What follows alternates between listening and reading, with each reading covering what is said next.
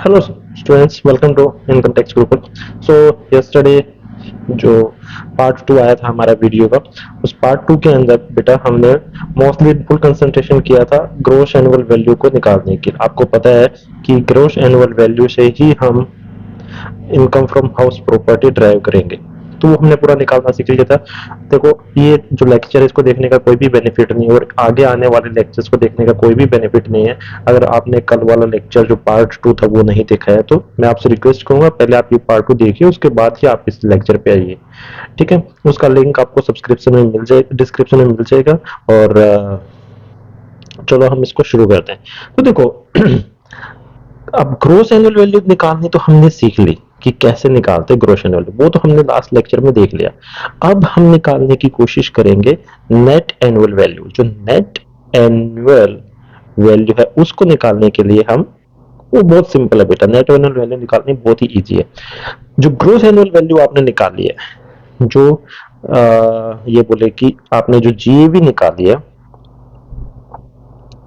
उस जीएवी से मान लो जी ए वी से अगर म्यूनिसिपल टैक्सेस माइनस कर दे तो जो भी वैल्यू आएगी उसको बोलेंगे नेट एनुअल वैल्यू।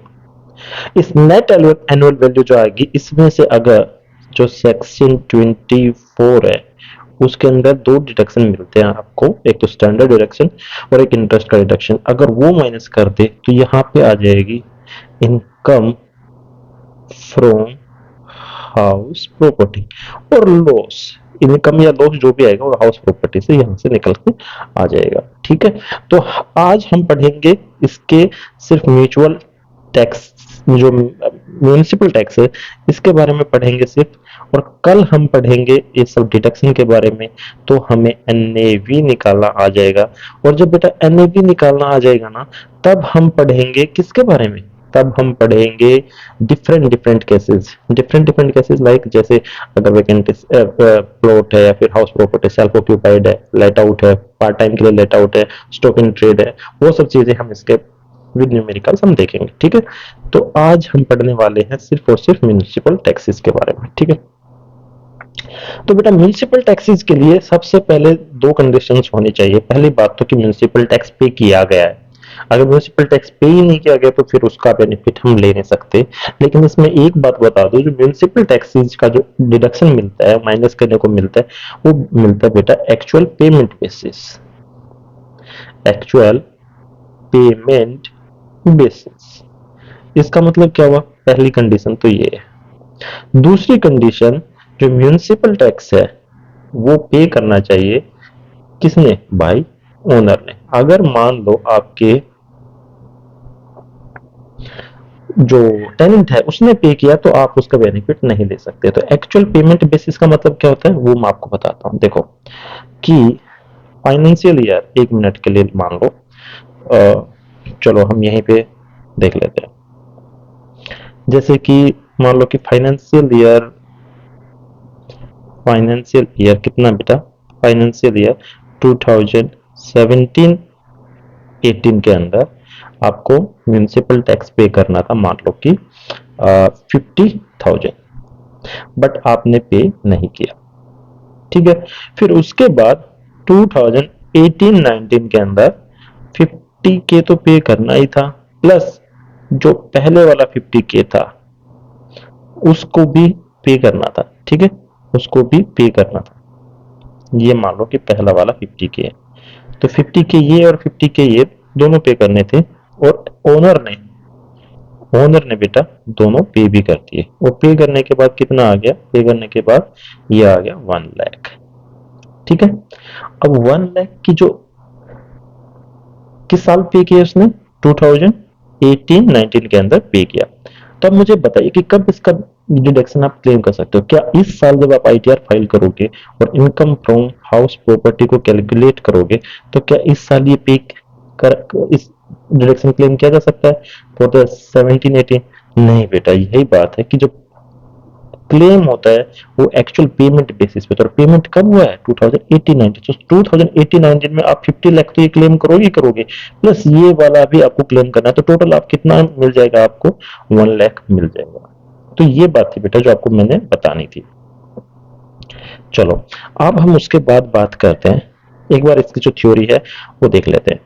तो सबसे पहले properties allowed deduction from the GAV. ठीक है, हमने पढ़ा है, लेकिन दो कंडीशन है।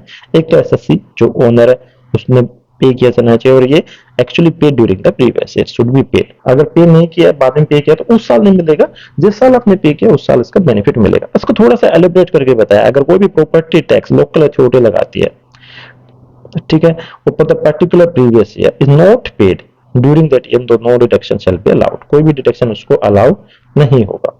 अगर सब्सिक्वेंट ईयर में उसका एरियर पे किया, जो बाकी था, जो हिसाब बाकी था म्यूनिसिपल टैक्स पे करने का, वो एरियर पे किया, तो जो amount so paid allowed as deduction, तो वो अमाउंट उस साल उसको डिडक्शन में मिल जाएगी। ठीक है, thus irrespective of the year in which liability to pay such tax arise. मान लो कि हमारी लाइबिलिटी अराइज हुई 2016-17 में, बट हमने वहां पे नहीं किया। हमने पे किया कब? 2017-18 के अंदर हमने पे किया, तो इस साल हमें उसका डिडक्शन मिलेगा, ना कि कब लाइबिलिटी अराइज। लाइबिलिटी तो तब अराइज हुई थी ना 2016-17 में, उस टाइम पे तो हमने पे किया ही नहीं।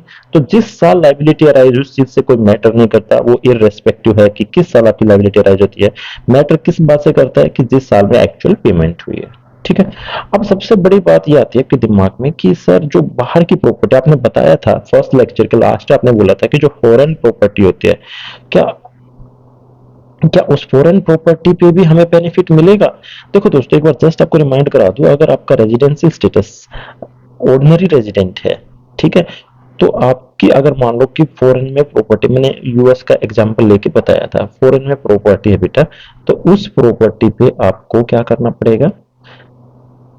हाउस प्रॉपर्टी में टैक्स देना पड़ेगा। कहाँ? इंडिया में। ठीक है, टैक्स देना पड़ेगा आपको। लेकिन आपका रेजिडेंशियल स्टेटस नॉन रेजिडेंट है और R N O R resident but not ordinary resident, तब आपको उसमें इनकम फ्रॉम हाउस प्रॉपर्टी में इंडिया में टैक्स होगा कि नहीं? उसके लिए एक दो कंडीशन थी। इंडिया में टैक्स होगा होगा या नहीं होगा? तो उसकी दो कंडीशन थी। पहली कंडीशन तो ये थी कि, एक ही कंडीशन थी उसमें, ये थी कि अगर आपका वो रेंट है, आपका रेंट, अगर वो रेंट भारत में रिसीव होता है, भारत में प्राप्त होता है, तो तो टैक्स देना पड़ेगा। तो इसका मतलब ये हुआ कि जब आपका ओवर रेजिडेंशियल स्टेटस है, ऑर्डिनरी रेजिडेंट है, तब आपको इंडिया में रिसीव हो या रिसीव ना हो, आपको इंडिया में टैक्स पे करना पड़ेगा। लेकिन जब आपका नॉन रेजिडेंट और आर एन ओ आर है, तो हाउस प्रॉपर्टी में इंडिया में टैक्स देना पड़ेगा, तब जब रेंट अगर इंडिया में मिल रहा है तो। ये बात तो हमें समझ में आ गई थी। तो क्या उस केस में भी जब हमारी प्रॉपर्टी आउटसाइड, और वहां पे भी तो हमने कुछ टैक्स दिए होंगे ना प्रॉपर्टी पे, तो क्या उसका डिडक्शन मिलेगा?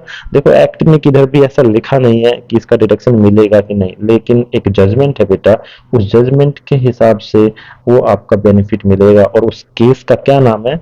उस केस का नाम है वेणुगोपाल रेड्डी, सीआईटी वर्सेस वेणुगोपाल रेड्डी।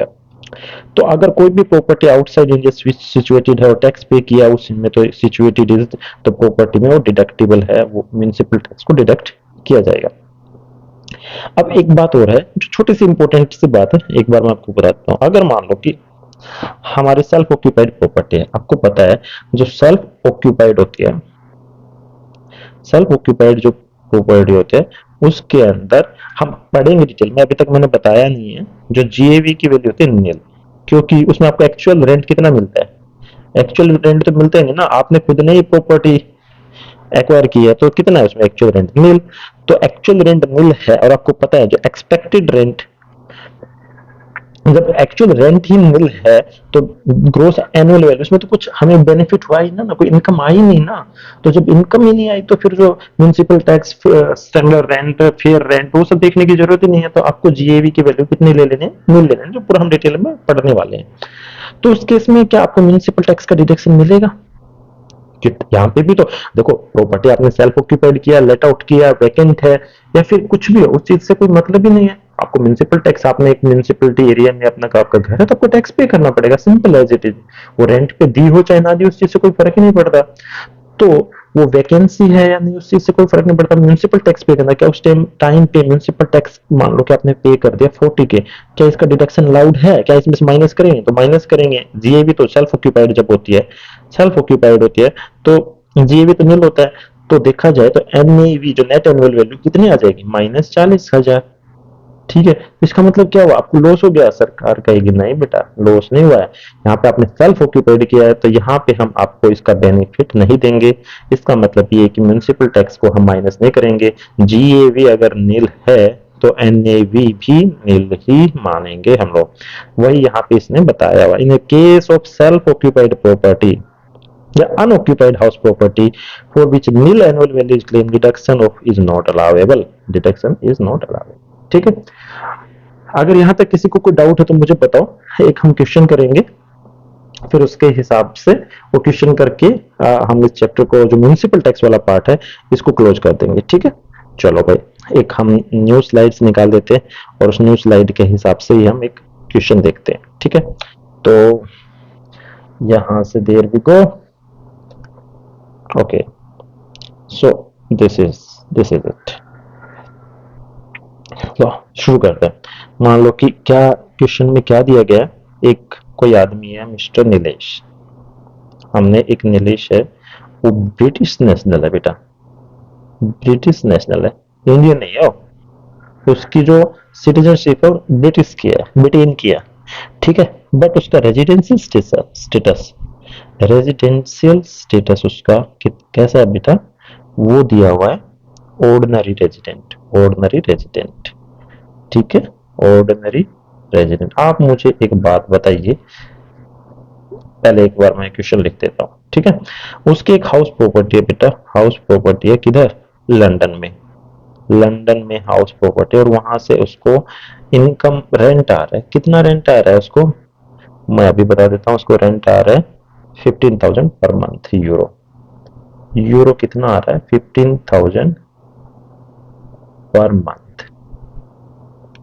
ठीक है, साथ के साथ वो म्यूनिसिपल टैक्स भी उधर दे रहा है। म्यूनिसिपल टैक्स कितना दे रहा है, यूरो में ही देगा बेटा म्यूनिसिपल टैक्स भी, कितना 10,000 ईयरली, ये एक साल का।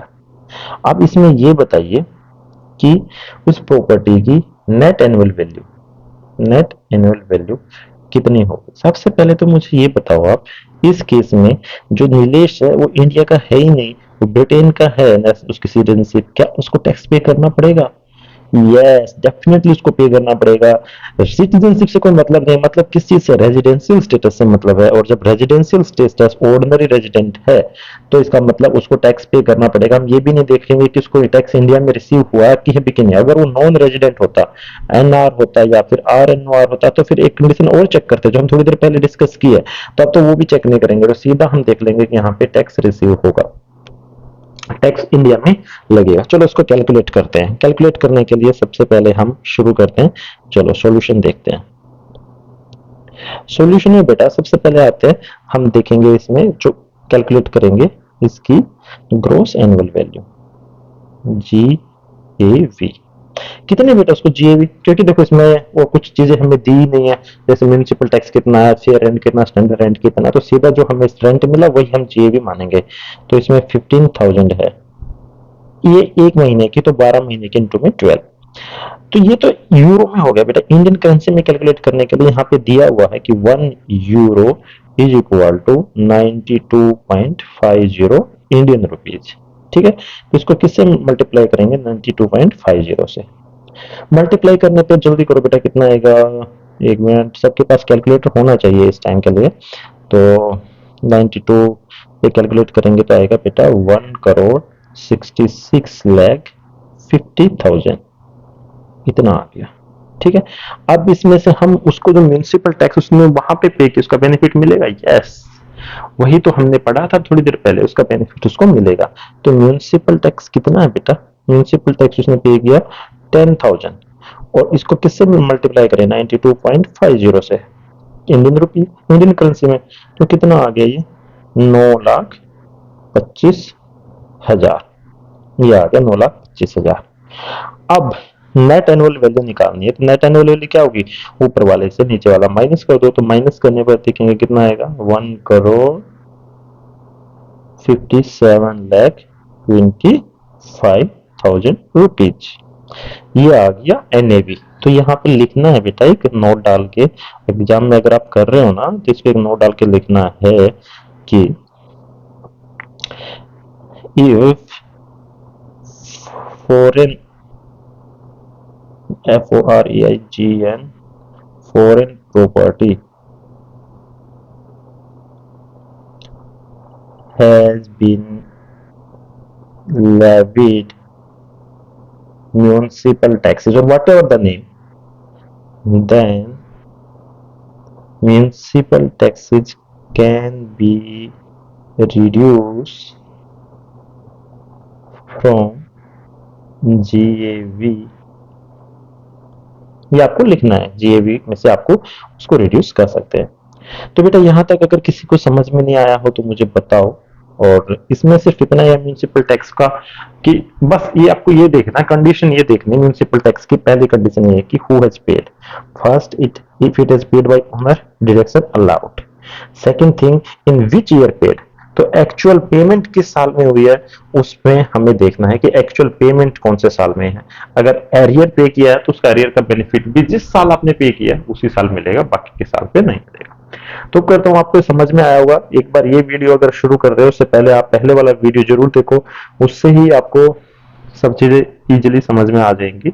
और अगर नहीं समझ में आया तो प्लीज कोई बात नहीं, आप कमेंट सेक्शन में डालिए, बताइए कि कहाँ पे कौन सा पॉइंट आपको समझ में नहीं आ रहा। बहुत इंटरेस्टिंग टॉपिक है और इसके साथ एक 2-3 लेक्चर और आएंगे और फिर एक खत्म भी हो जाएगा। और इजी भी आप कह सकते हो, बट इसको एक छोटी छोटी चीजें हैं उनको समझना पड़ेगा, वो उनको बेसिक जो एक बार समझ में आ गया तो ये सब हो गया। तो ठीक है दोस्तों, इसको चैनल को फॉरगेट मत करो भाई, सब्सक्राइब कर दो और प्लीज जो बेल आइकन रहता है उसको भी दबा दीजिए ताकि आपको नोटिफिकेशन मिल जाए, कोई भी आपका वीडियो मिस ना हो। Okay, take care.